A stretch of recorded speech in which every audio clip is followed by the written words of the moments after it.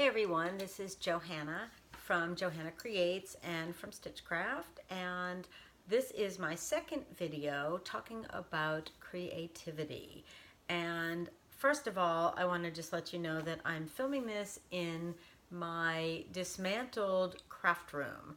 I am in the process of moving and taking everything and trying to organize it, and I do so many different types of crafts because it's part of my business that it's a little chaotic, but I love surrounding myself with fun and inspiring things. This not usually this messy, but everything has a purpose, everything has a story, and I enjoy surrounding myself with creative supplies. So I make no apologies, but it is definitely a little messier than normal.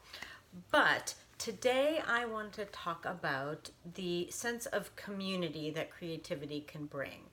I really believe that creativity needs to be part of everybody's life, whether it's a solo endeavor or with other people. And I'm going to talk about the other people this time. So I want to talk about the sense of community. There's lots of opportunities when we're younger to, because we do crafts in school or after school in activities or different creative outlets, after school theater and chorus and music lessons, and just, cake decorating as an after school activity. And of course, we had, they don't do that really, but we had home ec, and we got to sew, and we got to cook, and of course, and color. There was just always something going on. We used to make stuff after school with our friends. And as we get older, the opportunity lessons themselves because we get busy with life. We're working, we're raising families, and and we lose that. I really believe that if a connection is something that people want, and I think that everybody wants some type of connection, that finding creativity as a common ground is a perfect opportunity. You could have one other person that you like to do something with, or you could have a whole group. In just about every hobby, creative hobby I can think of, there are groups. Of course, I'm in the quilting and sewing world on a daily basis. So, my town has 3 quilt guilds. There are these, a chapter of the American Sewing Guild. If you're a knitter or a crocheter, there's Ravelry groups that meet. And if you're into shell crafting, there's shell crafting groups. There's garden clubs. There's Toastmasters for learning how to speak better, and they get together and they talk about ways to improve that. So there's so many different ways to connect. And what's nice about making creativity the glue and the commonality is that it opens up the possibilities to a wider net, a wider range of people. It's not necessary to be around the people that have kids the same age as you or live in the same neighborhood. I consider myself to be, very good friends with people who are my mom's age or people who are much younger than me, because we share a common bond and a common ground and a common interest, really, in our hobbies. So anything you could possibly think of, you can find a group or maybe find someone else. And the internet has really helped increase this and foster this, because if you can't get out in your community, or maybe there's something really specific that you want to do. I took up rug hooking a couple of years ago because I needed another hobby. Just kidding, but I did anyways. And there's no rug hooking group nearby, but of course there are people who would like me to start one. But I got in the car and I went to a workshop a few hours away, and I was able to, and I also reached out to some people online, and I come to find out that there's all these online rug hooking groups. So you can connect on Facebook or on different platforms. There's, the online, like Creative Bug and Blueprint and different online platforms and classrooms that have ways to connect with your classmates on that way. There are bloggers and video people that do challenges and allows people to connect with what they're making by sharing photos. So, and I'm just talking about my little world. I'm sure if your hobby's building hot rods, there's hot rod clubs, and they're in places you might not even expect them to be, and the members are of different ages and different socioeconomic areas, but they all share the same interest. I have a customer, and here's one of my stories, because I like to share stories.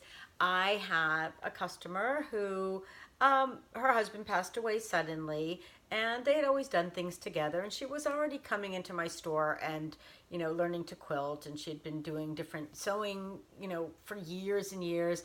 Well, all of a sudden she found herself by herself, and her husband had driven everywhere and taken her around, and they tended to do everything together because they had been married for so long. But she said, you know what, I'm not going to let this get me down. I'm going to find my way to the Quilting Guild and join.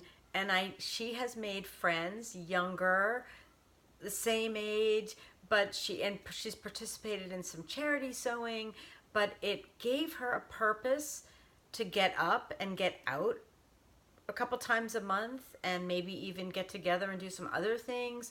But that sense of community was a little bit of a glue and a sense of purpose that just gave her the opportunity to feel better and have a place to go and have a group of people to surround herself with that made her feel better. And that's just one of many, many stories and examples. I'm sure it crosses over with every hobby. And it's soothing. It's nice to have that ability to have connections. And if you're not somebody that wants to be in a big group, you can find one other person, maybe even just one person. And even if it's not in your area, you can find somebody online. There's always people who want to connect. And remember pen pals? When I was growing up, it was a big thing to find pen pals. And now there are groups online that do that. And you can email, they send happy mail now, and they actually use the post office. But it's so creative. Writing letters, who would have thought that writing letters is a creative outlet? But it's a way to connect, and it's important. There's been times where I've been sitting and on a plane, and I'm doing some type of stitching because I always have a project with me, and it's amazing how many people are curious and they want to make that connection, and they'll come up and say, what are you doing? What are you making? I know somebody that does that, or I tried that before. But that creativity that I'm doing is often a little bit of an invitation and a welcoming icebreaker, if you might say, to meet other people and make a connection. And even if it's not a lasting connection, it's a connection. It's a conversation.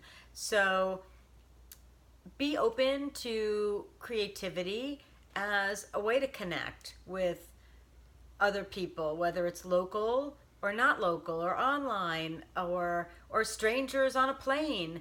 But by being able to have those connections, it makes us feel good. Nobody wants to be alone all the time.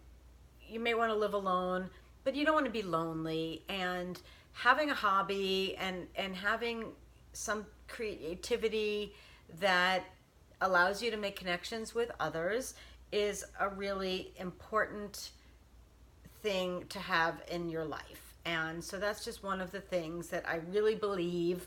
That's my passion, to share with you, to make connections and allow creativity to be that catalyst. So thanks for listening. And if you've ever had an opportunity to make a connection with a group, with an individual, with a stranger, because of something creative that you do, I would love to hear about it. So you can comment down below, send me an email. My email is johannacreates@gmail.com. and I'd love to hear about it. So thank you so much for listening, and make time to be creative. Have a wonderful day.